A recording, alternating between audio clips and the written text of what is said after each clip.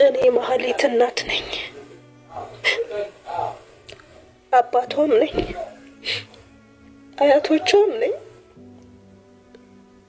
አክስት አጎቷም፣ እህት ወንድሟም፣ ጓደኛዋም እኔ ነበርኩ። እሷም ለእኔ እናቴ ነበረች፣ እህቴ ነበረች።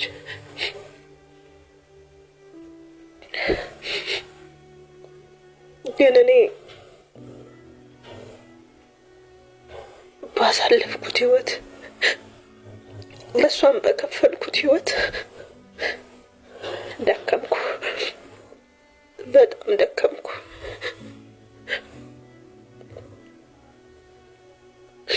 ከዚህም የባሰ ነገር ፊቱ አድርጌ ያውቃል። አባትሽን ታውቂዋለሽ? በስነ ስርዓት ባክሽ።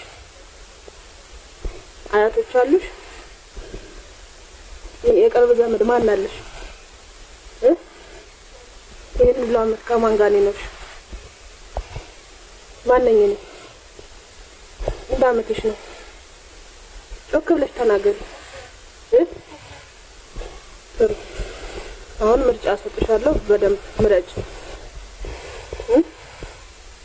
ምርጫ አስመርጥሻለሁ፣ ይበጀኛል ያልሽውን ምረጭ። ይሄን በመኪና ፊትሽ ጠጥቼ ከመሞትና ከመሄድ የትኛውን ትመርጫለሽ? አልመለስም ከዚህ በኋላ። ከዚህ ቤት ስወጣ ልጅ እንዳለኝ እረስቼ ነው፣ ለአእምሮ እረስቼ ነው የምወጣው።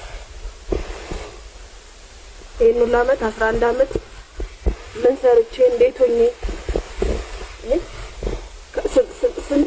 ስንት ጊዜ ከራሴ ጋር እየታገልኩ ስንቴ ራሴን ላጠፋ ስንት ጊዜ ታግዬ እዚህ እድሜ ላይ እንዳደረስኩሽ ታውቂያለሽ? አታውቂም? አከበይ። ስለዚህ 11 ዓመቴ ላንቺ 12 ምናምን ዓመት ለዛች ለከንቱ ሴትዮ አባትኛለሁ።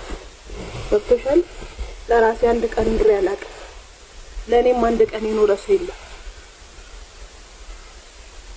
በቃ ስለዚህ ምርጫሽን አሁን በትክክል አስበሽበት ንገሪ። ለአንቺም የተሻለ ነው የሚሆነው። ሁልጊዜ እንደዚህ እየተሳቀቅሽ ከምትኖሪ በቃ እንዲህ ቁርጡን ያወቀ ነው። ገብቶሻል? እኔ ከአንቺ ባነሰ እድሜ ነው ለሰው የተሰጠው። በ8 ዓመቴ ነው ለሰው የተሰጠው። እስከ 8 ዓመቴም ከበላውበት ያልበላውበት ጊዜ እየበለጠ ማለት ነው። ከሳኩበት ያልሳኩበት ቢያንስ አንቺ እድለኛ ነሽ። 11 ዓመት እኔ አፈር ድሜ እንደ እባብ አፈር ልላት እንጂ አንቺ ኖረሻል። አሁን ወይስ ልሂድ ወይስ ይሄንን በረኪና አሁኑኑ ፊትሽ ከፍቼ ጠጥቼው እዚሁ ልገላገልልሽ?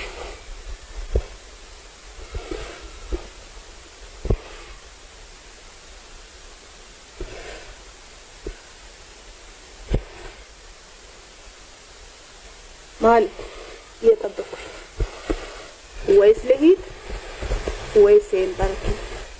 እንደምታውቂው ለመጨረሻ ጊዜ ትልልቅ ሰዎች ነው እየሁሉ ለምኛለሁ። ግን እኛን ማንም ሊረዳ የተፈጠረ ሰው የለም። ገብቶሻል? እኔንም የሚወደኝ አካል የለም፣ አንቺንም የሚወድሽ አካል የለም። አንቺንም እግዚአብሔር አይወድሽም፣ እኔንም እግዚአብሔር አይወደኝም። ሲጀመር እኛ እግዚአብሔር ፍጡሮች አይደለንም። እኛ ዝም ብለን ወፍ ዘራሾች ፈጣሪ የለን። እኔና አንቺ ፈጣሪ የለን። እግዚአብሔር የሚባል ነገር የለም ሲጀመር ማለት እኛ ህይወት ውስጥ የለም፣ አያቀንም። እግዚአብሔር ቢያውቅ ኑሮ በዚህ ልክ እንደዚህ ባልሆንኩ ነበር። በዚህ ልክ ባልተሰበርኩ፣ በዚህ ልክ ባልወደቅኩ ነበር። በዚህ ልክ ይሄን ሁሉ ዓመት እንደዚህ ሲሆን አንድ ድጋፍ ባላጣው ነበር። እኔ ያላባት አድጌ ያላባት አንቺ ያላባት ባልሰጠኝ ነበር እግዚአብሔር ቢኖር። እግዚአብሔር የለም። እሱ በሰው ቁስል የሚደሰት ነው፣ በሰው ህመም የሚደሰት ነው፣ በሰው እንባ የሚታጠብ ነው። በቃ እኛ ያለን አምላክ ይሄ ነው። በኔ ለቅሶ የሚስቅ ነው ያለው፣ በኔ ህመም የሚስቅ ነው ያለው፣ በኔ መጎዳት የሚስቅ ነው ያለው። እኔን እየሰበረ መዝናናት የሚወድ አምላክ ነው ያለው።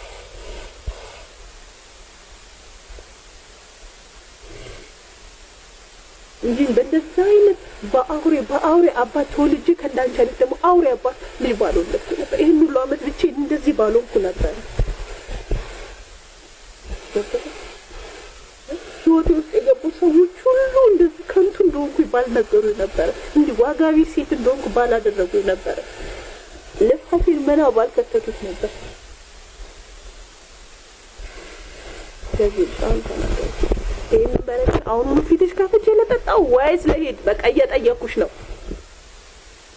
ምረጭ። እኔ ልሽ ነገ ጠዋት ከሁለት አንዱ ነው። በቃ ከዚህ ዛሬ መጨረሻ ነው። የምታይኝ ፊት ይሄ መጨረሻ ነው። በቃ እኔም የማይሽ የመጨረሻ ነው።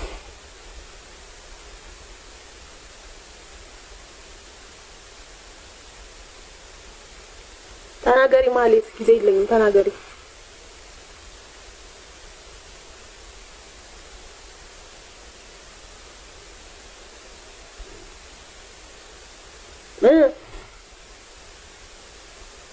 ማለት ተናገሪ።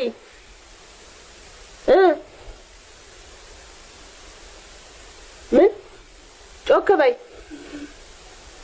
በቃ አባትሽን ታውቂዋለሽ? አሰላሙ አለይኩም ወራህመቱላሂ ወበረካቱሁ። የተከበራችሁ ቻናል ቤተሰቦች እንዲሁም ገና ያልተቀላቀላችሁ ሰላም ብያለሁ። ሰላማችሁ ብዝት ተረፍ ይበል። ሁላችሁም በያላችሁበት ሰላማችሁ ይብዛ እና ቤተሰብ ይህን ቪዲዮ እንዳያችሁት ነው እንደሰማችሁት ነው እና በጣም ልብ ይሰብራል። እውነት ለመናገር ግን ድጋሚ እቺ ልጅ ሰው ትሆናለች ብላችሁ ታስባላችሁ? እና በጣም ከባድ ነበር እውነት ለመናገር እጅግ በጣም ይከብዳል። በእውነት ነው የምላችሁ። እኔ ልቤን በጣም ነው የሰበረኝ በእውነት በቃ ምን እንደምራሱ አላቅም። እና ትናንት እንዳየሁት የምር በቃ አልቻልኩም። እንቅልፍ ራሱ አልተኛውም እና ውስጤን የተሰበረው ልጅቷ በጣም አይምሮዋ ተጎድቷል። በእርግጥ ለመፍረድ ከባድ ነው። ይሄ ነገር ለመፍረድ ከባድ ነው። ብዙ ነገር አሳልፋ ሊሆን ይችላል። እናቷ በጣም ተቸግራም ሊሆን ይችላል።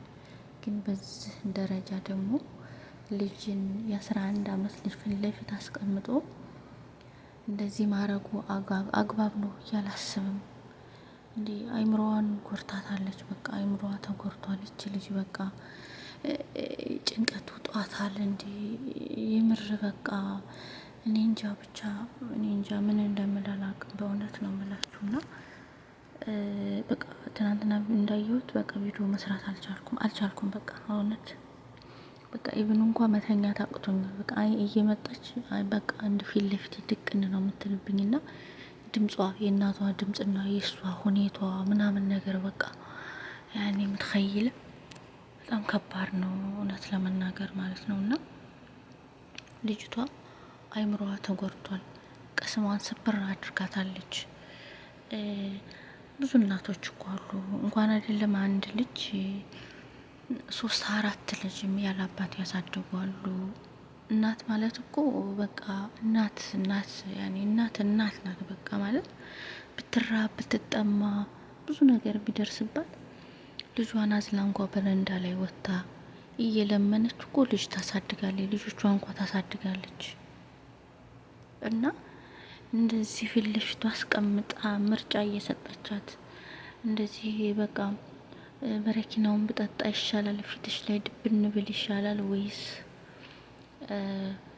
ብሄድ ይሻላል እያለች ልጅቷን እንደዚህ አይምሮዋን በቃ መስበር እኔ ተገቢ ነው ብዬ አላስብም። በቃ ይች ልጅ እኔ ድጋሜ ራሱ ሰው ትሆናለች ብዬ አላስብም በእውነት ማለት ነው። ያኔ ሞራሏ ተነክቷል። በቃ በእውነት እናንተ ብትሆኑ ምን ታደርጋላችሁ? እስኪ የእውነት እስኪ ኮሜንት ላይ ጻፉ። ምን በእናንተ አድርጋችሁ ብታስቡት ምን ታደርጉ ነበረ? እና በጣም ከባድ ነው በእውነት ከባድ ነው። እንደው ፈጣሪን አትፈትነን አይባልም። በእርግጥ ግን ፈተናውን የምንወጣበት አቅም ስጠን ነው የሚባለው በእርግጥ እና ከባድ ነው እውነት ለመናገር እና ቤተሰቦቼ ላይክ ሼር አድርጉት ቪዲዮውን ማለት ነው። አበረታቱኝ። በሌላ በአዲስ ቪዲዮ እስከምንገናኝ ሰላም ሁኑ። ባይ ባይ።